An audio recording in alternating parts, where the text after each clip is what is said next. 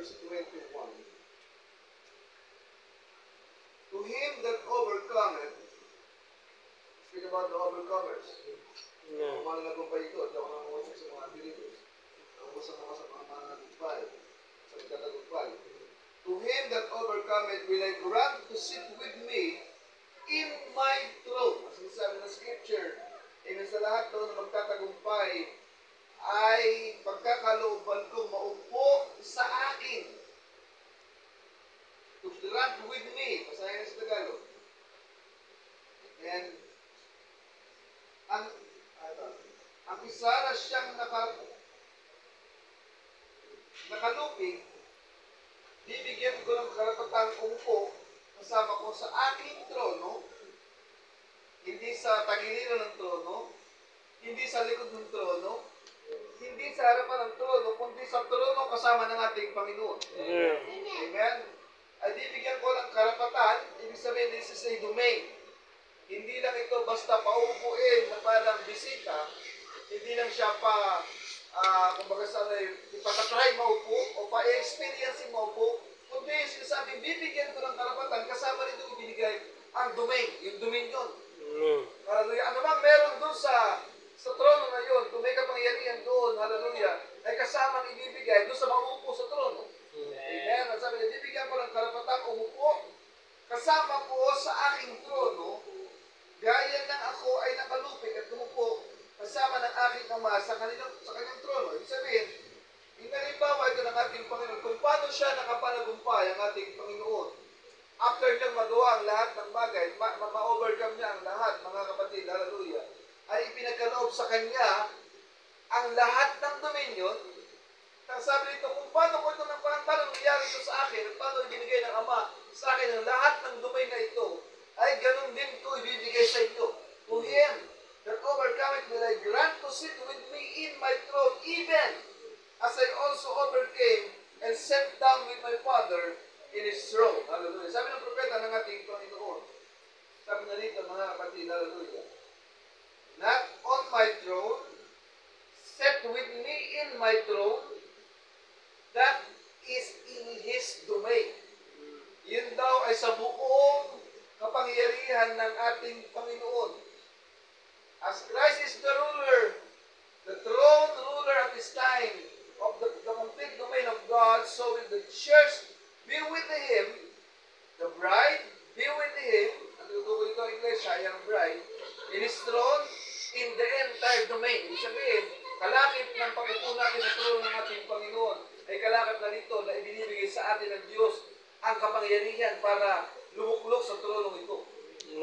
At alam naman natin, sa isang literal na kaharian, pag ikaw'y nakaupo sa trono, amen, anumang bagay, hallelujah, anumang domain na meron dun sa trono, ay kasama ka sa domain na ito. Sabi na rito, mga kapatid, a throne is over a domain, and a domain reaches just as far as its boundaries does. Ibig sabihin, kung hanggang saan naaabot, kung hanggang saan ang lawak ng kapangyarihan ng domain na ito, yun ang lawak ng kapangyarihan ipinagkaloob sa atin ng ating Panginoon. Amen. Alam naman natin ang ating Panginoon ay may saklaw niya ang lahat. Walang hanggan ang kanyang kapangyarihan. Hallelujah. Amen. Ibig sabihin, hallelujah, kung ikay kasama niyang naupo, yung domain na ito ay kasamang nasa iyo. Amen. And this is from eternity to eternity. Amen. Ang kapangyarihan ng Panginoon is reaches just as far as its boundary does. Ano kalawak? From eternity to eternity.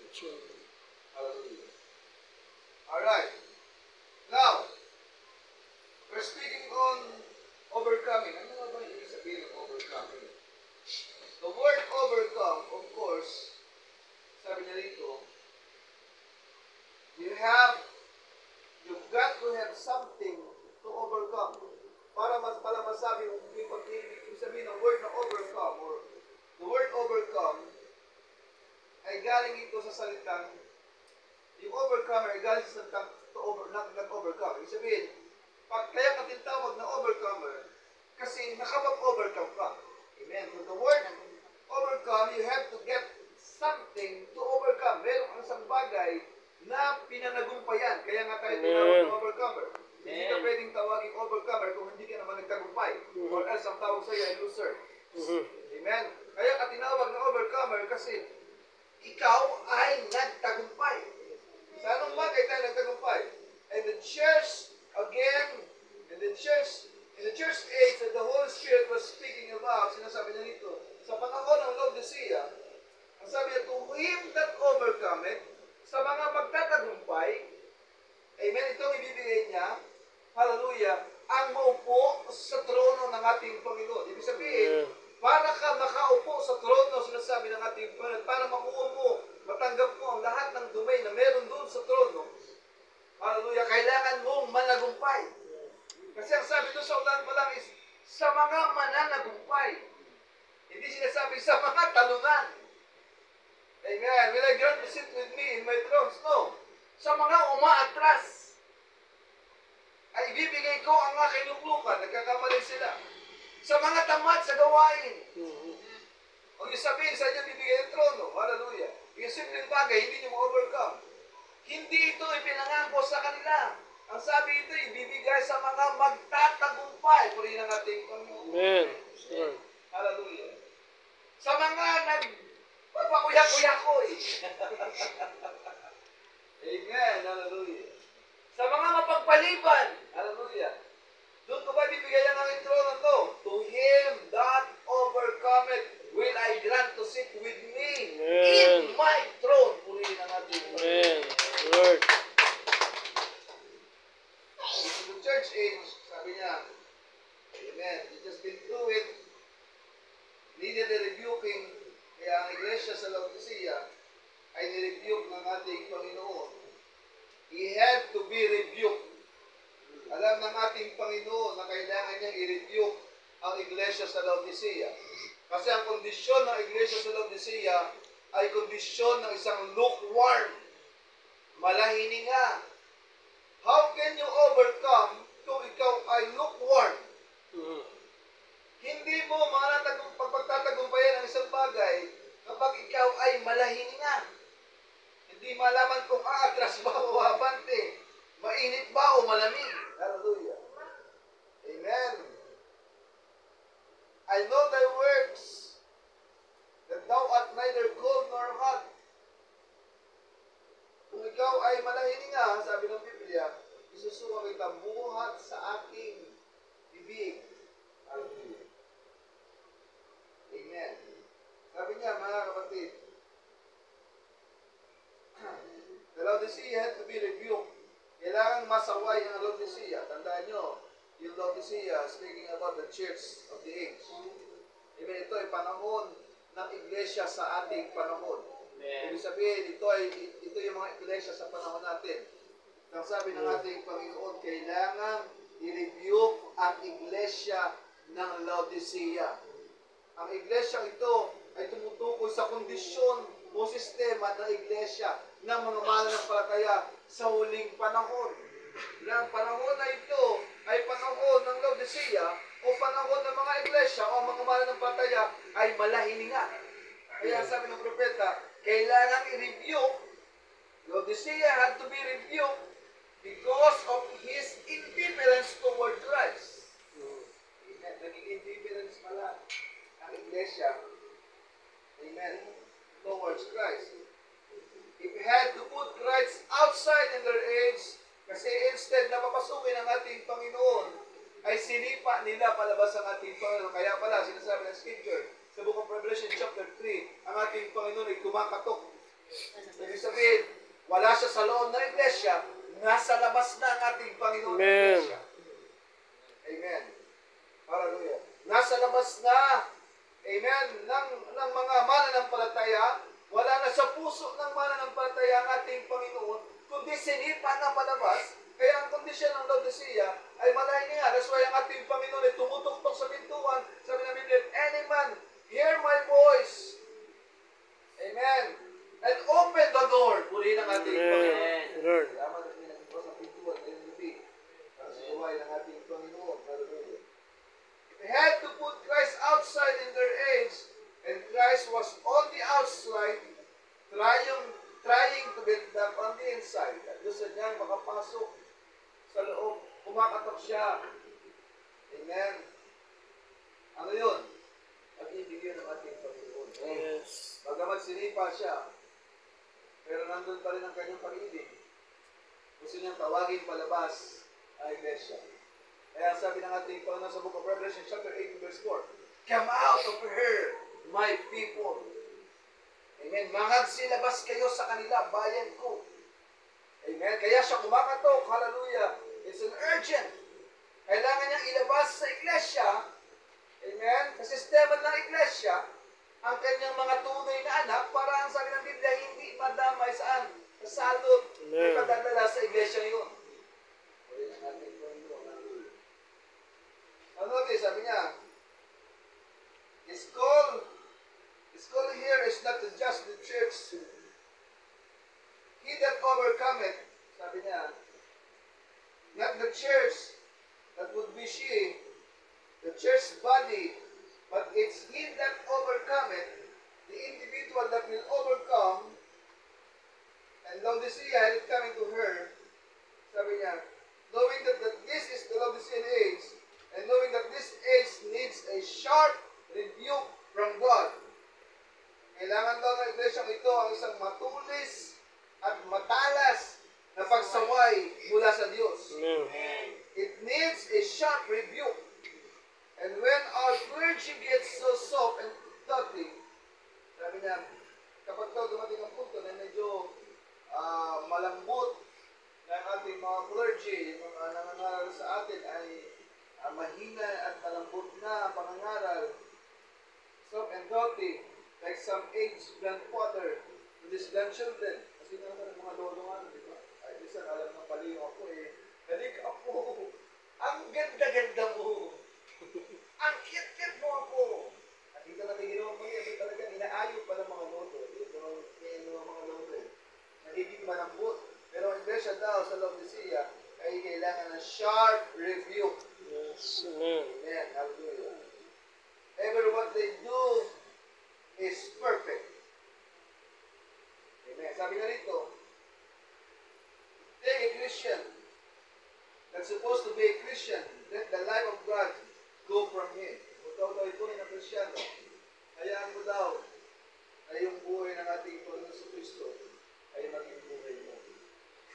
Amen. And the experience of the joy of serving Christ and living in a church where such is going on, the Rotters twice as quick to right living right under. Kasi sabi niya rito, mga kapatid, kailangan yung tamang experience mula sa ating Panginoon. Yung joy of serving, katuwaan na maglingkod sa ating Panginoon. Amen. Amen. Hallelujah. Di ba minsan, ganyan Ano magkakayo dinibless ng mga financial. Imbis na maglingkod tayo at magpatuwa tayo sa pag-serve sa ating Panginoon, ay kung bagay ang ating ginagawa, mga kapatid. Pero sabi niyo, yung experience and joy of serving Christ and living in a church, amen, where such is going on, the rottens was as quick. Pag ginawa mo ito at nawawala na sa iyo ang joy ng sa gawain at nabuhay ka na, hallelujah, sa loob lang ng iglesia, and then yung rottens, yung pagkabulok is twice as quick. Ganong kabilis.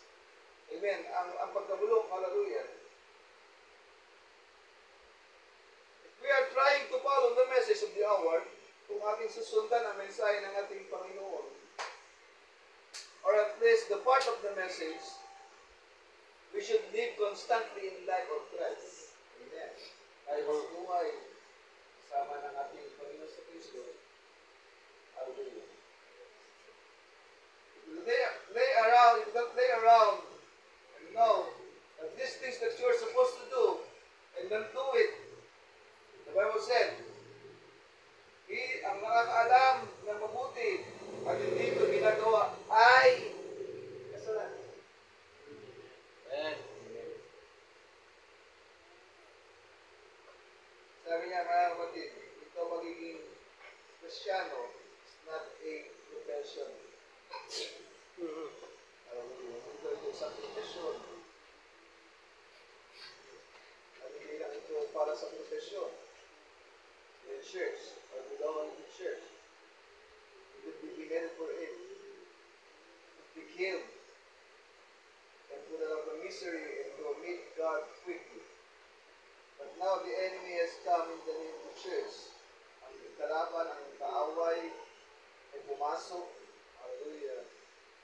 pangalan ng iglesia, and so deceiving, nagdidaya siya. Ito yung panahon ng great deception. Sabi ng ating Panginoon sa Kristo sa Book of Matthew chapter 24, dalawang spirito na ito sa huling panahon. Hallelujah. The last day it would be deceived the very elect if it was possible. Hallelujah. Deception, hallelujah. Yung two spirit will be so close together. And yung spirito ng totoong iglesia, tsaka yung spirito ng kaaway, hallelujah. Nandiyan sila. Amen. Kaaway at ang spirito ng ating Panginoon, nandiyan sila. Hallelujah. Binabantayan nila ang bawat iglesia. Ang kaaway hindi titigil hanggat madaya niya ang iglesia. He will try to deceive the very elect. Pero kung yun ang ating Panginoon, sabi ng Biblia, but the bride cannot be deceived. Amen. Amen. Remember, Christ spoke of an elected people for the last day. It would deceive the very elect if it were possible. Kung maaari lamang, pero dito nangyayari. So close. People can live in a clean, holy life, not be sinful, adulterers and drinkers, and liars and drunkards. They can live above that and still not with it. Maraming tao, hallelujah. Minsan, so close. Isipin mo na same siya kasi clean life. Hindi siya nag-iinom. Hindi siya adulterers. Hindi siya gamblers. Hindi siya drinkers. Hindi siya sinful. They can live above that and still not with it. Pero nanatili, wala. At hindi makakasama. So, paano ba yung tinatawag natin overcome? Now, we want to know how to overcome. Ito ay pinakita ng ating Panginoon sa Kristo. Paano ba siya nakapanagumpay nung siya ay narito sa lupa? Sabi niya, ang kababaan ang ginamit ng ating Panginoong paraan para siya makapagtagumpay. Yung say ng that. Ang ating Diyos na pinakamataas sa lahat, makapangyarihan sa lahat, hallelujah, bumaba at nag-anyong alipin, pinakamababa. Ibig sabihin, humility. In the very beginning, hallelujah, ginamit niya ang pagiging mababa niya para makapanagumpay siya. Which is akala ng kaaway, hallelujah. Dahil ginamit niya ang pagiging mababa, ay makapanagumpay niya. Pero itong ginagawa ng ating Panginoon, ginamit niya ang pinakamababa sa lahat, hallelujah. Dahil ito lang ang tanging paraan para siya makapagtagumpay. Humility, sabi niya. Humility. Girded himself, took a towel and washed the disciples' feet. Naghugas ng paa ng mga disipulo. Pinunasan ng tuwalya yung paa ng mga disipulo and wiped them. The very God of heaven humiliated himself. Ang Diyos sa pinakamataas sa langit ay nagpakumbaba. Ibinaba niya ang kanyang sarili. Hallelujah. Amen. Tayo kaya mo gawin ito? Amen. We don't want to be humiliated. That's the reason women don't want their hair to grow out.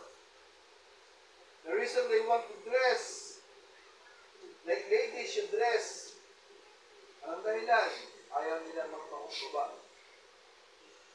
Hallelujah. Pero ang ating Panginoon, sabi niya, hallelujah, greatness is humility. Dakila ang kababaan. Amen. Dakila ang kababaan.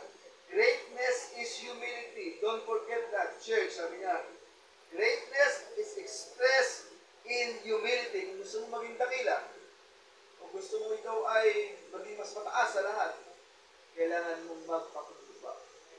Sabi ng propeta ng ating Panginoon, the way up is down. Kung gusto mo umakyat sa langit kasama ng ating Panginoon, imukukan ng pagkakita sa atin. Amen.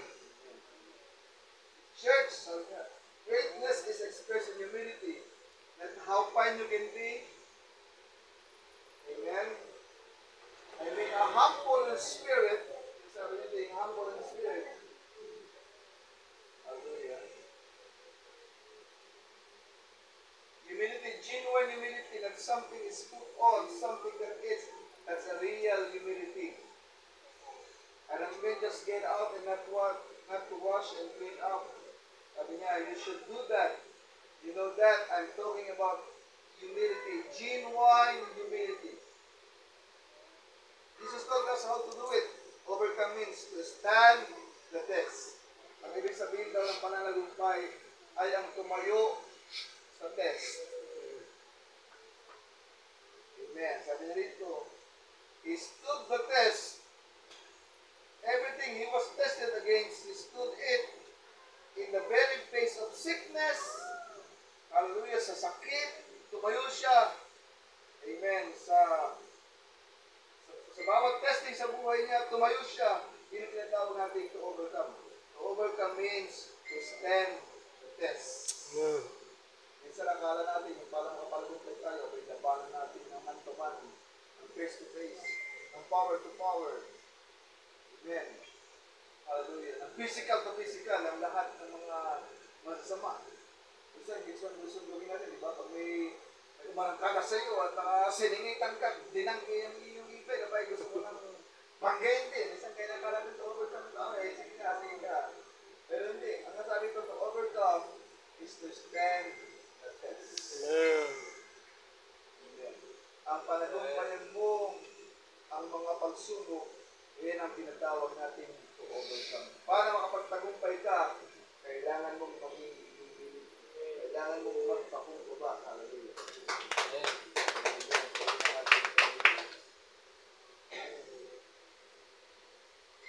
Sa gabi ito, mga kapatid, sahin ko ulit ang scripture ng Diyos para sa atin. To him that will overcome, I will grant to sit with me in the throne. Napakalaking pangako ito ng ating po. Sa mga magtatagumpay. So, Pastor, magtatagumpay pa ako. Magtatagumpay tayo kasi kasama natin ang ating. To him that overcome will I grant to sit with me in my throne. Ano mang sabi ng ating Panginoon? Ama. Hallelujah. Amen. Yung mga pangalang ibinigay mo sa akin, walang mawawala sa kanila kahit isa. Amen. Tayo ba ay nag-iisa sa ating pananagumpay kasama natin ang ating Panginoon dahil hawak tayo ng ating Panginoon. Lahat ng panahon, lahat ng moments natin, hallelujah, sa pagtulog, sa pag-gising, sa bawat hakbang ng ating mga paa,